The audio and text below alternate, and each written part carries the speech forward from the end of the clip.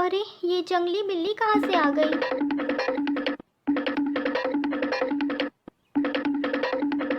बारिश की वजह से मैं ज़्यादा ऊपर उड़ भी नहीं पा रही हूँ। कहीं ये मेरे बच्चे को खा ना ले। एक घने जंगल में सुंदरी कबूतरी अपने बेटे बंटी कबूतर के साथ रहती थी। बंटी कबूतर सुंदरी कबूतरी का इकलौता बेटा था, इसलिए वो चाहती थी उसकी शादी धूमधाम से हो। लेकिन बंटी कबूतर किसी को ना बताते हुए सोनी चिड़िया से शादी कर लेता है और उसे अपने घर ले आता है।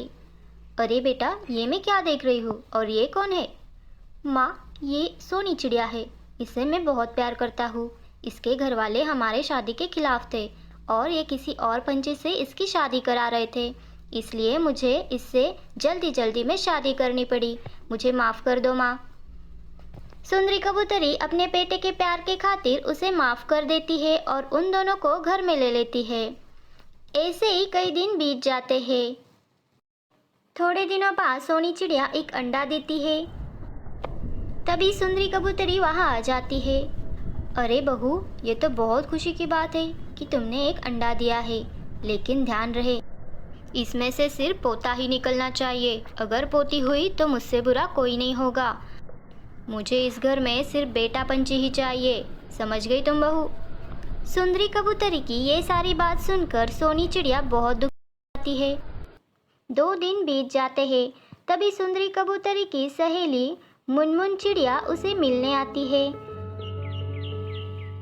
सुंदरी कबूतरी उसे चाय देती है और कहती है, अरे क्या मुनमुन चिड़िया, बहुत दिनों बाद तुम्हें अपनी सहेली की याद आई। कहो कैसे आना हुआ? अरे हाँ सुंदरी, बात ही कुछ ऐसी है। दरअसल मेरे बहू को बेटा हुआ है, बस उसी बात की मिठाई लेकर आई हूँ। ये बात सुनकर सुंदरी कबूतरी मन ही मन में और जल जाती है।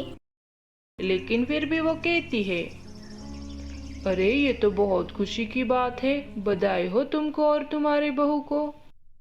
कुछ दिनों बाद बंटी कबूतर कुछ काम से शहर जाने वाला रहता है।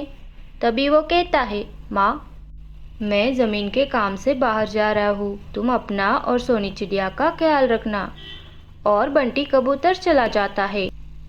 कुछ दिन बाद अंडे से एक प्यारी सी चिड़िया बेटी बाहर निकलती है।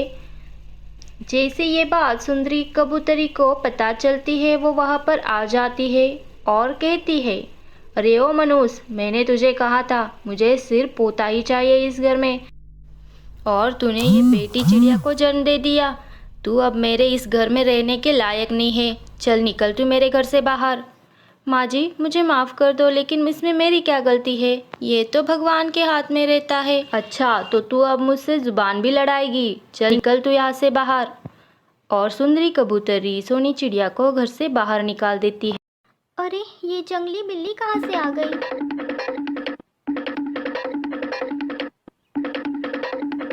बारिश की वजह से मैं ज़्यादा ऊपर उड़ भी नहीं पा रही हूँ। कहीं ये मेरे बच्चे को खा ना ले। जंगली बिल्ली से भागते भागते सोनी चिड़िया बहुत दूर दूसरे जंगल में पहुंच जाती है।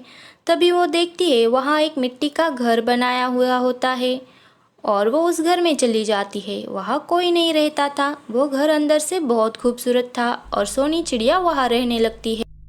कुछ दिनों बाद बंटी कबूतर शहर से वापस आ जाता है और वो पूछता है, माँ, सोनी चिड़िया कहाँ है? तभी उसकी माँ कहती है, अरे बेटा, तुम्हारे जाते ही पता नहीं उसे क्या हो गया। वो कहने लगी, मेरे पति यहाँ नहीं है तो मैं भी यहाँ नहीं रहूँगी। तुम्हारे जैसी बूढ़ी औरत के साथ रहकर मैं क्या करूँ? ऐसा कहकर वो मुझे भला बुरा कह गई और यहाँ से अंडा लेकर चली गई। अरे माँ, मुझे तो विश्वास ही नहीं हो रहा है, मेरी सोनी चिड़िया तो ऐसी नहीं है।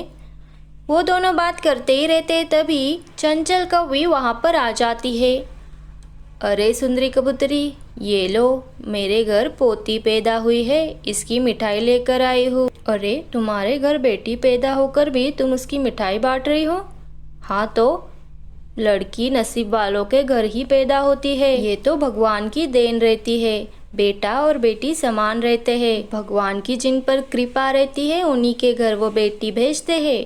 बेटी तो घर की लक्ष्मी होती है। ये सारी बातें सुनकर सुंदरी कबूतरी को अपने गलती का एहसास हो जाता है और वो अपने बेटे से कहती है, मुझे माफ़ कर दो बेटा। सोनी चिड़िया के अंडे में से लड़की चिड़िया निकली थी, इसलिए मैंने उसे घर से निकाल दिया। मुझसे बहुत बड़ी भूल हो गई, मुझे माफ़ कर दो। अरे माँ, मैंने तुमसे ये उम्मीद नहीं की थी। तुम्हारे भरोसे में उसे यहाँ पर छोड़ कर गया था और तुमने उसे ही घर से बाहर निकाला। ये तुमने बिल्कुल अच्छा नहीं किया। और वो दोनों सोनी चिड़िया को ढूंढने निकलते हैं।